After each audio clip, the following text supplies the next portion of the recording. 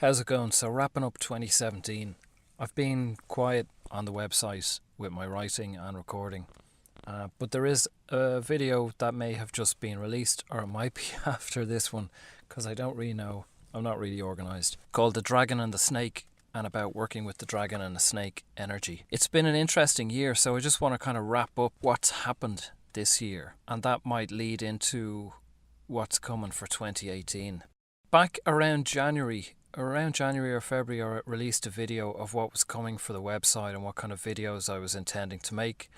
And one of those videos, or one that was mentioned, was on sex. And we're now at the end of December, or mid to late December, and the old sex video hasn't been made. That's coming in 2018. That my own awareness of what sexual energy is has really developed in the last few months, and is still developing, so I don't mind putting out some information that I have at the moment, but all of this is always expanding and developing, and nice choice of words there, and growing. The root of what we are is sexual energy, and that has been split, and obviously, we have the media portrayal of sex, which is totally debases sexuality, especially in women, but draws down and drags down men into the lower chakra, into the sex chakra, the second seal. There's no evolution in it. It's just animal. But then we also have, say, the church that has destroyed sexuality, and various religions who have damaged sexuality, sexual energy, and call it all sorts of stuff. And then I would put the camp, this is just my own opinion, of Tantra. With each of these things, be it the media or the church, whether it's Catholicism or Christianity or Islam or anything else, or Tantra or whatever, I really feel it's about the individual following where their work is and what works for them. For me, those three, I'm finding answers outside of those three, and I would be put off by those three. I'd see them as generally destructive, but obviously that's a very sweeping statement. There are people in the media, there are people in religions, there are people in Tantra who do good work, but generally it's not for me. Very quickly, I suppose I'm seeing where sexual energy, the purpose of sexual energy, what we are, I have felt for quite a while, is that sexual energy. It's just Kundalini energy. I've written a good bit about it in the past, and I've talked about capitalism and anarchy. And they're two of the most misunderstood terms in the English language. People think of chaos and violence when they hear the word anarchy, and anarchy literally means no rulers. It does not mean no rules. It doesn't mean chaos. But Sky News and Fox News like to throw around the word anarchy when there's a riot or something, so people think, oh my God, we have to have we have to have rulers, we have to have people to look after us and to keep control and keep order. So they're just zookeepers. It's the plantation owners. It's to justify that. So the word has been bastardized, as has the word capitalism. Capitalism is basically free trade. And even the term free trade, especially now at Brexit, has been totally bastardised. Free trade just means, you want to buy an apple? Yes, here's 50 cents, thanks for the apple. That's free trade, So people over borders or anywhere around the world trade freely all the time. What governments don't like is free trade, because they need to get a cut of it. They need to control it. Is the apple round enough? Is the apple red enough?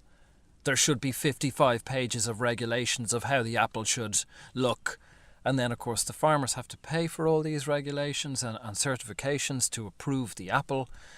And they have to, so the smaller farmers go out of business and so on. So these words are bastardized, as is the word sex and sexuality. It's become dirty and shameful. And it's something that happens, in pornography on the internet, or in darkened rooms, or between couples. Maybe at night they don't tell anyone about it or how it happened. And whatever they do that's unusual is shameful and nasty and dark. But there's new perspectives, and there's a new world. This is, Dolores Cannon said it, this is the new world. I am in the new world. I've made it to the new world. And if you're listening to this, the chances are you have too, or you certainly have the option to. So sex is different here. It's an energy shared between like minds. It's the Vesica Pisces. It's two circles that overlap. It's just two energies that blend for a moment or for a longer period of time and share their energy unconditionally. And neither is trying to get something, trying to control the other or own the other or conquer the other or possess the other or get energy from or whatever. It's a sharing, it's an openness. And it's not easy to get to that because we're immersed in, for want of better words, other entities and parasites and things that we over centuries and thousands of years have invited in to feed off this energy, to work with us and against us, seemingly. That sex energy, that root energy needs to be guided up to the heart. And it takes work. It's taken work with me, and it's continual work.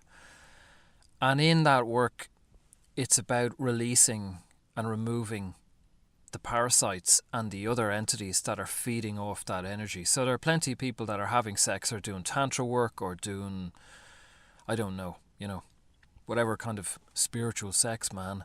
And they're not aware enough to realize that there could be great or small or many other things that are feeding off that. So it's a case of removing those things to be clear enough, to be pure enough, and then redirecting that energy to the heart.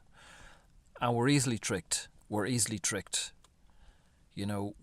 see what we like to see and what we like to believe, rather than it can be quite disconcerting often. The truth hurts to realize that there's more work, there's more layers, and often we don't see until we're ready. No one wants to admit that we're soaked in demonic energy, except me. I did, and there are probably more things attached to me. I've done an awful lot of removal of this stuff from myself and from other consciousness or from other collective energy or whatever, which I don't like to use that term.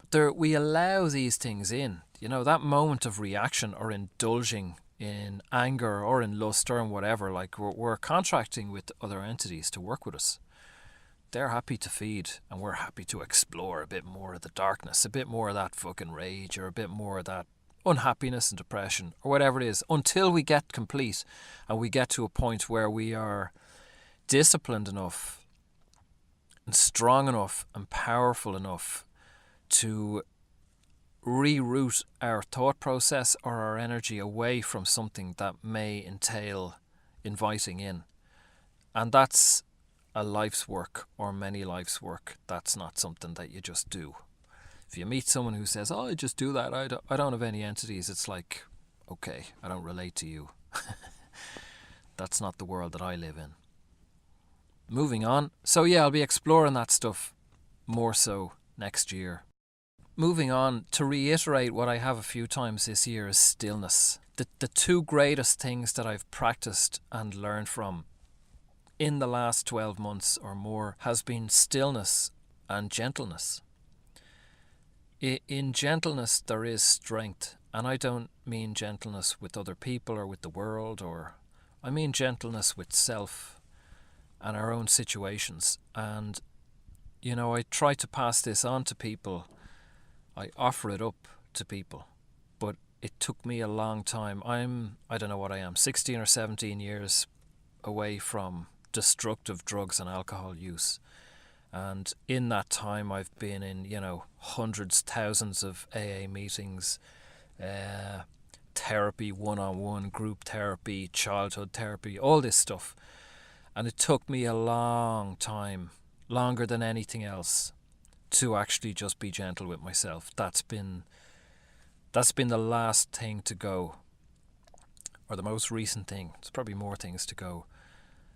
But I see that as being the most powerful. And for anyone who's struggling or who's depressed or who's unhappy, the greatest tool that you can use to change your state of mind or your life, I would definitely see, is how you communicate with yourself. It doesn't cost anything. We are conditioned, and I did it for a long time. I gave people thousands of euros bit by bit for treating me for different things, and I want to be treated, and I want this and I want that.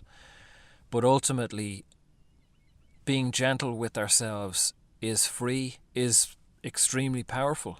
Now, there are other people, that are beneficial for good things. If you have a broken leg, if you're whatever. And I practice energy work, and I trade energy work to make a living with people. If you're called to do that, I would urge you to follow it. So I would always urge people to follow don't listen to me or whoever, let it wash over you and follow your core, your gut. If your gut says you have to do this, well then you have to do this, then go with it. To ignore it or sidestep it, you're ignoring your higher self. You're ignoring your spirit.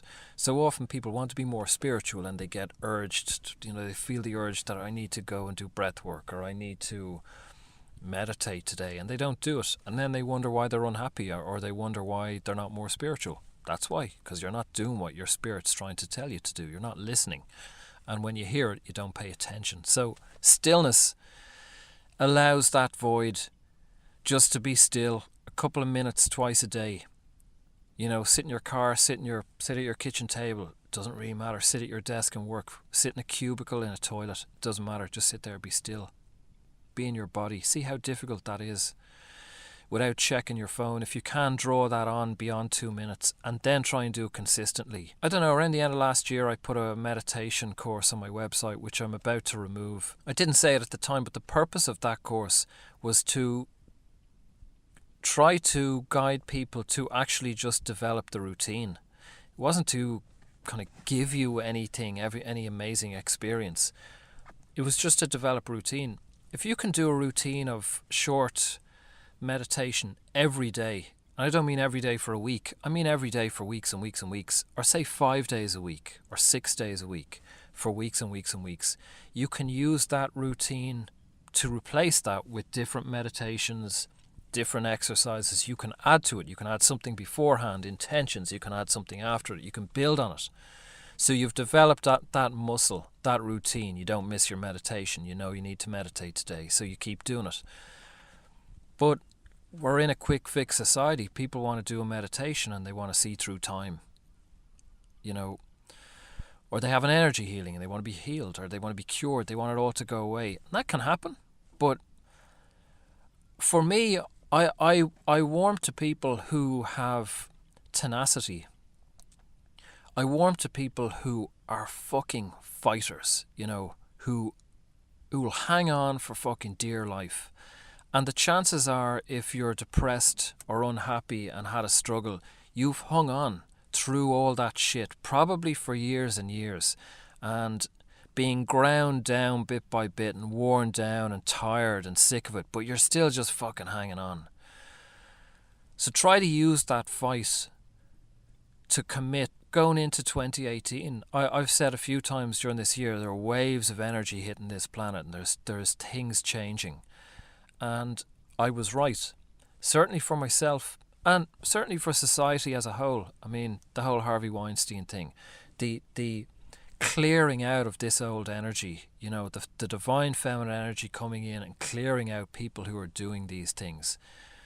Now that's another conversation for another day, because it can go the other way, the culture of outrage and victimhood and so on. So we all have to take responsibility for what roles we played in this, and that includes the victims. So this energy is still coming, and it's moving.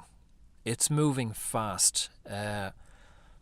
In the last 2 weeks, I've worked on, I think, 3 sites or 4 sites with Valerie, who I mentioned in the video before or the video after.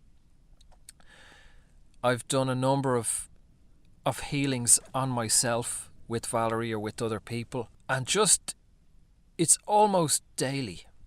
A few months ago it was kind of once every 2 weeks. Something would happen, and I'd get on the phone, I'd get on to WhatsApp to Susan, I'd leave Susan a long message, this happened, and there'd be feedback, and something would happen. Something maybe in relation to the dragon, the snake energy, or can't think of examples now, but something big that we knew was relevant to all of us. And now that is almost daily. There are days that I've forgotten what happened 2 days ago, because it's so regular. So the stillness for me is the way to be aware of that. If we're checking our phones, or if we go home and watch 3 hours of television and box sets every night, go to the gym, we go to work and we're sitting in traffic and we're busy. The wave, you can lift people and affect people, but I kind of see it as it's an opportunity to capitalize, to make hay while the sun shines. Make money now. If you want to get free, now is the time to get free. And we're coming to the end of the year, whatever that means to you, as like a new start, a fresh start, a new year.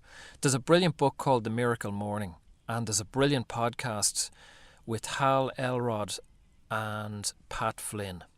Google that and you'll find it on Pat Flynn's page.